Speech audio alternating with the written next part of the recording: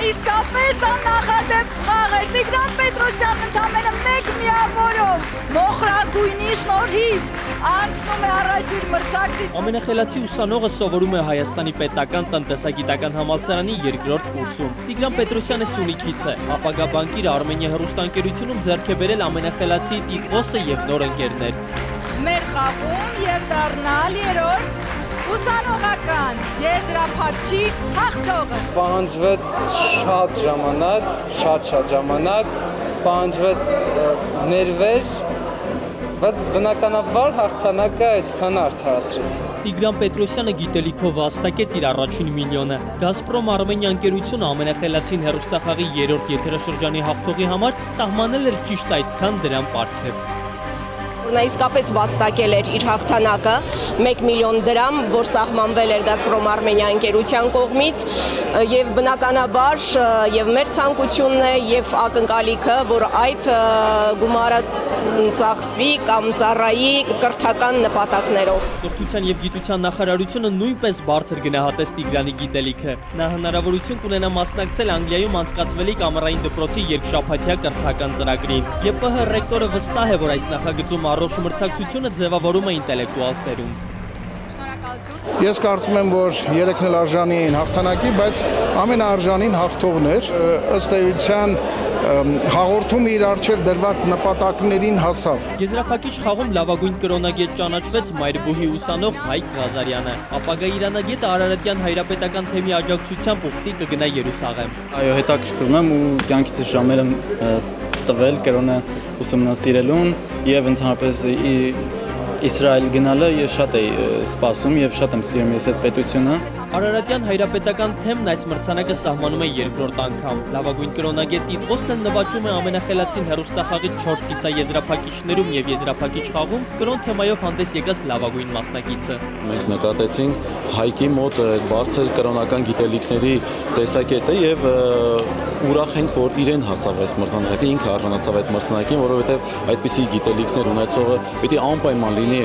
ավետաց երկրում, Սուրբ քաղաքում եւ ինքը անձամբ հաղորդակիցը լինի այդ սրբություններին։ Ամենախելացի երրորդ եթերաշրջանը միավորել էր Հայաստանի եւ Արցախի բուհերի բակալավրիատի առաջին եւ երկրորդ կուրսի ուսանողներին։ 96 մասնակիցներ 3 ամիս պայքարում էին ամենախելացի կոչմանն արժանանալու համար։ Եզրափակիչ էին հասել 12-ը։ Ճիշտ ասած, շատ բան եմ սովորել հենց ամենախելացից ու ամեն օր առիթ է լինում համալրել գիտելիքների պակասը ու այդ իմ համար շատ կարեւոր է։ Գիտելիքները կրկին պետքա միշտ հանգիստ ներկայացնել էլի։ Ասենք վերջում խառնվել կամ կախվել մրցակիցներից չպետք է իմանալ կոնկրետ հստակ սեփական թեմա։ Հասկացա, թե ինչքան բան չգիտեմ եւ հասկացա եւ գնահատեցի, թե ինչը գիտեմ։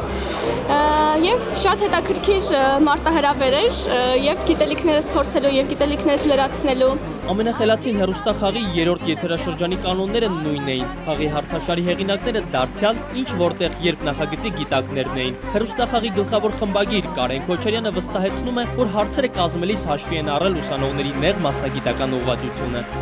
Հաշվի էր առած տարիքը, այնպես չէր, որ իհարկե, 12-13 տարեկանների համար բարդ էին հարցերը, բայց իրենց համար բարդ չէին։ Խմբագիրները վստահ են, սա այն ձևաչափն է, որտեղ յուրաքանչյուր ուսանող կարող է ներկայացնել իր գիտելիքն ու տրամաբանությունը։ Նախագծում յուրաքանչյուրը հնարավորություն ուներ մրցակցել ու ապացուցել, որ հենց ինքն է Հայաստանի ամենախելացի ուսանողը։ Այս ընթացքում ուսանողների հետ աշխատել է հեռուստահաղորդավար Նազենի Հովանիսյանը։ Իհարկե դպրոցականների միջև մրցակցությունը կա, բայց շատ մանկական է եւ կամ պատանեկան եւ այդ ուրախությունն էլ նրանց շատ ավելի ազնիվ է եւ անկեղծ։ Ուսանողների մեջ կամ միջև արդեն կար հասունի ամբիցիաների, նաև դիվանագիտական գործառույթները։ Ամենախելացին ինտելեկտուալ խաղին հայ ուսանողները մասնակցում էին Արմենիա հեռուստաընկերության, կրթության ու գիտության նախարարության, Գազպրոմ Արմենիա եւ Յուքոմ ընկերությունների շնորհիվ։ Յուքոմը 3 եթերաշրջանների բոլոր խաղերի վերջում հաղթած մասնակցին նվիրում էր էլեկտրոնային գիրք։ Սպասելիքները բացարձակապես արտարացել են եւ նաև հաշվի առնելով հեռուստախաղի հանդեպ հետաքրքրությունը, թե վարկանիշային առումով, թե իր դիտողականության առումով, մենք